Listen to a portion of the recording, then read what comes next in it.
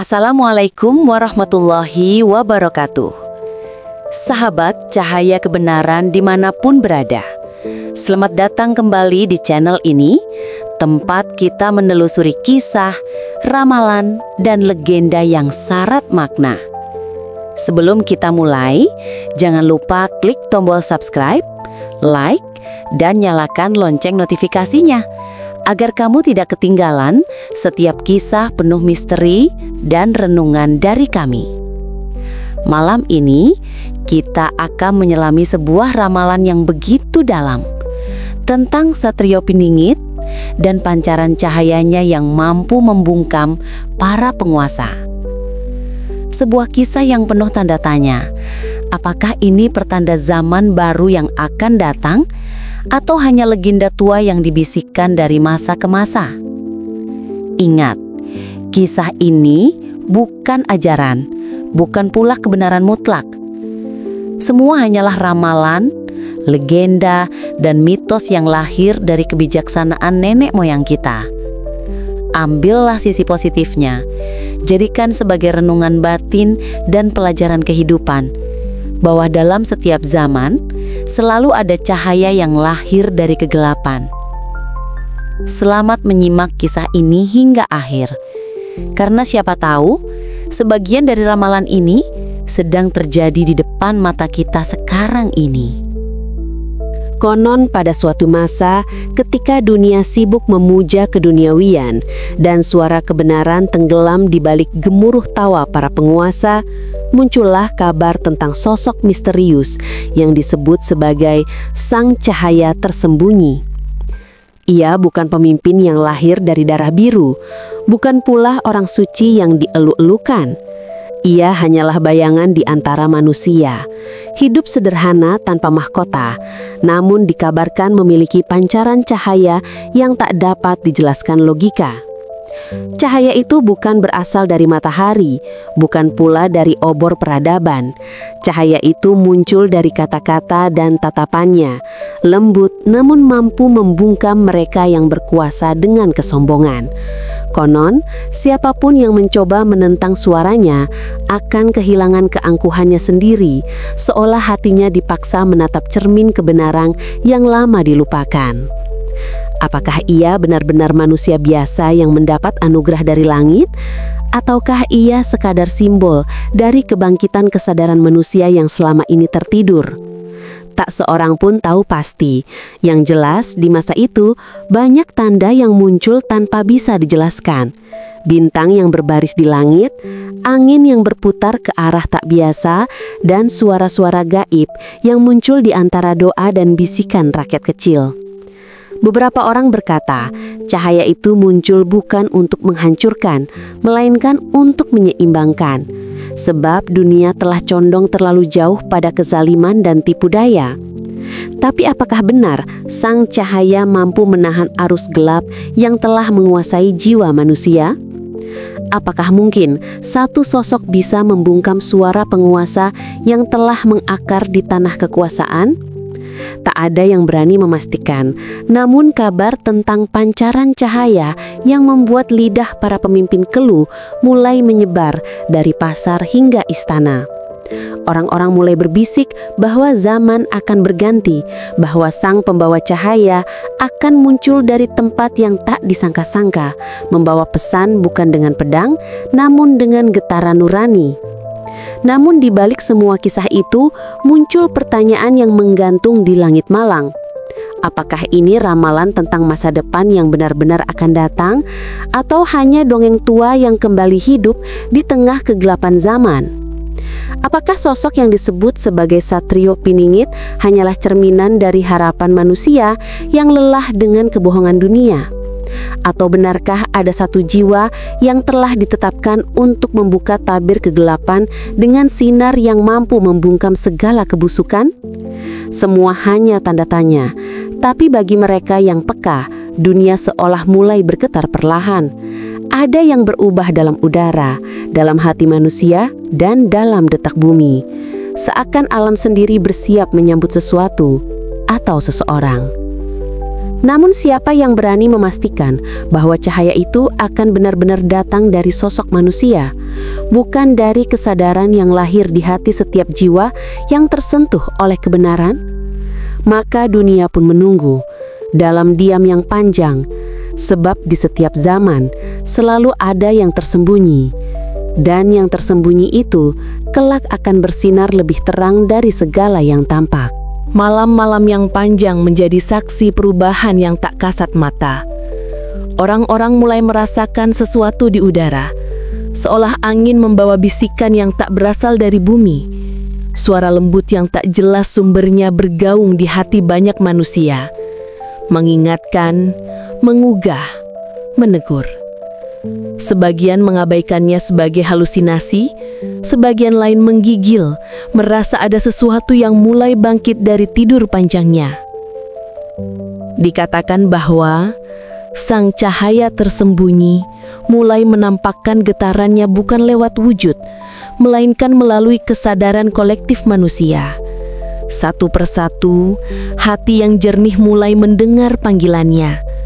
Mereka tidak tahu dari mana datangnya ilham, namun tiba-tiba merasakan keberanian untuk berkata benar di hadapan kebohongan. Tak perlu pedang, tak perlu senjata, hanya kebenaran yang keluar tanpa takut, dan itu sudah cukup membuat para penguasa mulai resah. Entah kebetulan atau tidak, banyak penguasa pada masa itu tiba-tiba kehilangan pengaruhnya. Kata-kata mereka yang dulu didengar kini menjadi hambar, keputusan mereka ditentang, dan kekuasaan mereka seperti kehilangan roh. Seolah-olah ada tangan tak terlihat yang memutar balik arah kekuatan dunia. Mereka yang berkuasa mulai saling curiga, mencari siapa yang menjadi sumber dari pancaran tak kasat mata ini. Namun setiap kali mereka berusaha menangkapnya, yang muncul hanya bisikan, tidak berupa manusia, tidak bisa dipegang. Mereka bertanya, apakah ini ulah seorang manusia, ataukah ini kehendak langit? Dan disitulah letak misterinya. Tak ada yang tahu apakah Satrio Piningit benar-benar berjalan di bumi ini, atau hanya menjadi roh kesadaran yang menembus hati manusia yang siap menerima kebenaran. Namun satu hal mulai jelas. Bayangan itu mulai terbangun. Dari pelosok ke pelosok muncul orang-orang yang berbicara dengan kejujuran, dengan keberanian yang tak bisa dibeli. Mereka seperti cermin kecil dari cahaya besar yang belum tampak. Dunia pun perlahan mulai terbelah antara mereka yang mengikuti cahaya dan mereka yang mempertahankan gelap. Konon, dalam satu malam yang hening, seorang tua bermata sayu pernah berkata, "Jangan cari sang pembawa cahaya di istana, karena dia tak tinggal di sana. Jangan pula mencarinya di kuil atau rumah suci, sebab dia adalah kesucian itu sendiri yang bersemayam di hati manusia yang jujur." Namun, apakah ini pertanda bahwa Satrio Piningit bukanlah satu orang, melainkan kesadaran yang terwujud dalam banyak jiwa? Ataukah benarkah dia masih berkelana dalam penyamaran, menunggu waktu yang tepat untuk menampakkan diri? Pertanyaan demi pertanyaan menari di antara kabut misteri. Orang-orang mencari tanda, menafsir mimpi, menanti kilatan cahaya di langit, menanti suara dari dalam hati. Tapi semua masih diam. Hanya satu yang pasti, semakin banyak kebohongan ditegakkan, semakin kuat pancaran itu terasa. Semakin besar penindasan, semakin terang cahaya kesadaran yang melawannya. Dan entah dari mana datangnya, dunia mulai bergetar, seakan tengah bersiap menyambut sesuatu yang besar. Apakah inilah awal dari kebangkitan sang pembawa cahaya? Ataukah hanya bayangan harapan dari manusia yang haus keadilan? Tiada yang tahu. Namun bisikan angin tak lagi sunyi. Ia membawa kabar bahwa bayangan yang tertidur kini mulai terbangun.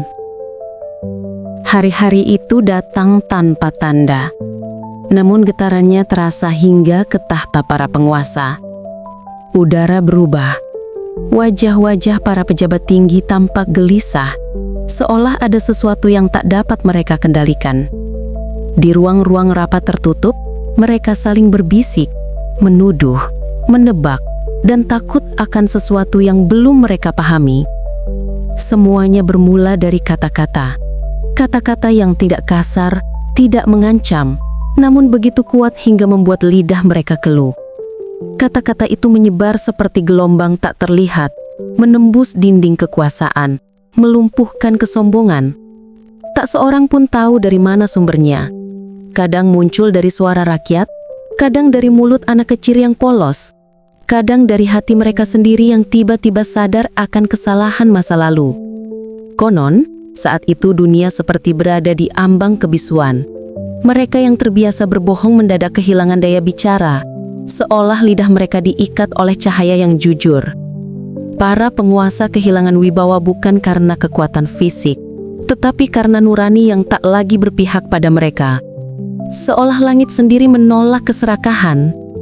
Beberapa saksi berkata, malam itu mereka melihat cahaya lembut di langit, bukan cahaya petir, bukan pula cahaya api, tapi semacam sinar yang membuat hati bergetar, bukan untuk ditakuti, tapi untuk disadari. Mereka menyebutnya pancaran kebenaran, sinar yang lahir bukan dari langit, melainkan dari dalam hati manusia yang mulai bersatu dalam niat yang suci. Dan disitulah nama Satrio Piningit mulai bergema lebih kuat dari sebelumnya. Tapi siapakah dia sebenarnya? Apakah dia satu sosok yang memimpin pergerakan cahaya ini? Atau ia hanyalah sebutan bagi sebuah kesadaran baru yang tak lagi tunduk pada kebohongan? Tak ada yang tahu, tapi tanda-tanda semakin nyata. Para pemimpin mulai takut pada kejujuran rakyatnya sendiri. Mereka menyadari bahwa kekuasaan tanpa keadilan hanyalah bayangan tanpa tubuh.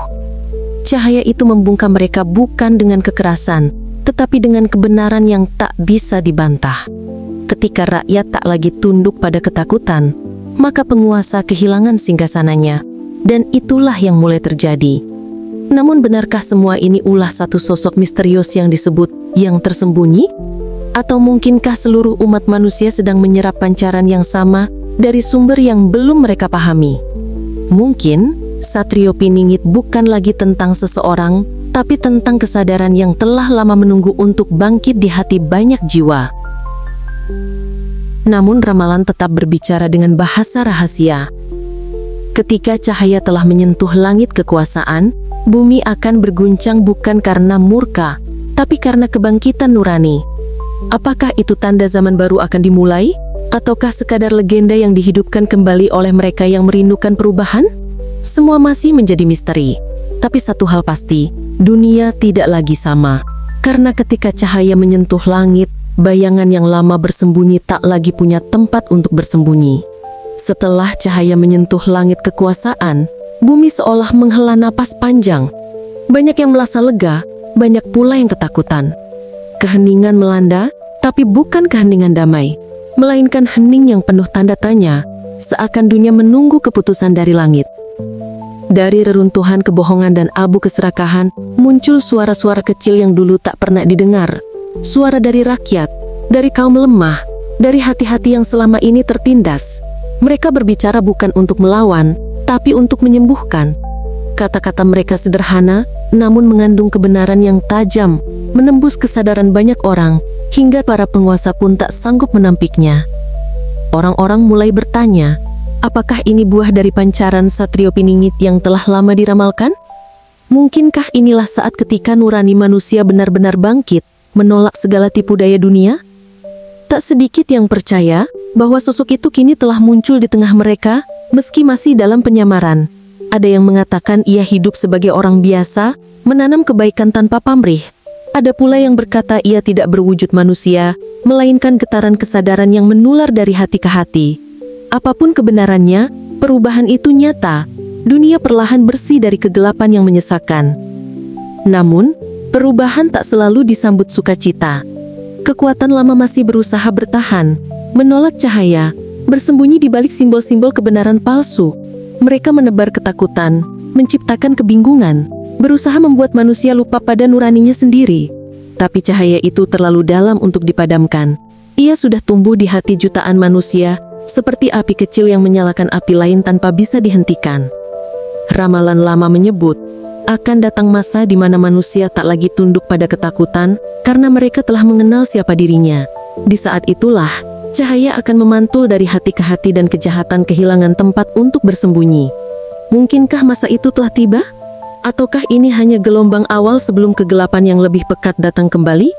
Pertanyaan itu menggantung di udara, tak ada yang berani menjawab, karena dalam setiap kebangkitan, selalu ada ujian. Dan konon, sebelum cahaya benar-benar menguasai bumi, akan datang masa di mana nurani manusia diuji dengan ilusi yang paling sempurna.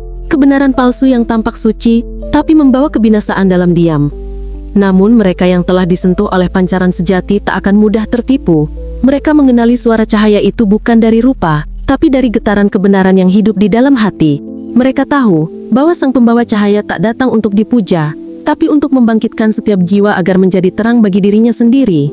Dan ketika nurani mulai bangkit dari abu kegelapan, dunia pun mulai berubah arah. Langit terasa lebih tenang, bumi lebih ringan, dan manusia mulai saling melihat bukan dengan mata, tapi dengan hati. Namun ramalan belum berakhir, sebab dalam setiap kebangkitan, selalu ada perhitungan. Dan ketika cahaya telah menyebar ke segala penjuru, bayangan terakhir akan muncul, bukan untuk melawan, tapi untuk menguji seberapa murni cahaya itu bertahan di tengah manusia. Dan tibalah masa yang disebut dalam kitab-kitab tua sebagai zaman penentuan. Bukan peperangan berdarah, bukan pula bencana besar, melainkan masa ketika cahaya dan bayangan saling menatap untuk terakhir kalinya. Dunia menjadi cermin, memantulkan apa yang ada di dalam hati manusia. Siapa yang murni, bercahaya, siapa yang tamak tenggelam dalam bayangannya sendiri. Ketika cahaya mulai menguasai bumi, muncullah sesuatu yang tak terduga, bayangan terakhir. Bukan musuh, bukan setan, tapi sisi gelap dari manusia itu sendiri. Ia datang bukan untuk menghancurkan, melainkan untuk menguji, apakah manusia benar-benar telah berubah, atau hanya berpura-pura suci di bawah sinar yang baru. Pada saat itu, banyak yang mulai ragu. Kebenaran tampak membingungkan, cahaya tampak menipu dan bayangan justru terlihat menenangkan. Dunia seakan dibalik. Banyak yang tersesak bukan karena gelap, tapi karena silau. Dan di tengah kebingungan itu, suara lembut kembali terdengar, bukan dari langit, tapi dari dalam hati mereka yang masih jujur. Suara itu berkata, "Jangan cari aku di tempat tinggi, sebab aku ada di antara kalian. Aku bukan raja yang memerintah, tapi cahaya yang menuntun. Aku tidak datang untuk disembah, tapi untuk membangkitkan nurani yang tertidur." Mereka yang mendengarnya menangis, karena mereka sadar, selama ini mereka menunggu sosok yang akan menyelamatkan, padahal cahaya itu telah hidup di dalam diri mereka sendiri. Itulah rahasia terbesar dari ramalan ini, bahwa Satrio Piningit bukan satu orang, melainkan kesadaran yang lahir di hati manusia yang telah menolak kegelapan. Namun apakah benar ini makna sejatinya? Ataukah sekedar tafsir dari mitos lama yang dibalut harapan? Masih menjadi misteri, sebab bahkan di akhir kisah, tidak ada yang benar-benar tahu apakah sosok itu pernah benar-benar ada. Beberapa saksi berkata, mereka pernah melihat seorang asing berjalan sendirian di tengah hujan, tersenyum pada orang-orang yang menderita, memberi penghamburan tanpa nama, lalu menghilang di tikungan jalan yang sunyi. Ada juga yang berkata mereka melihat cahaya halus di langit tepat sebelum matahari terbit. Apakah itu pertanda, ataukah hanya kebetulan?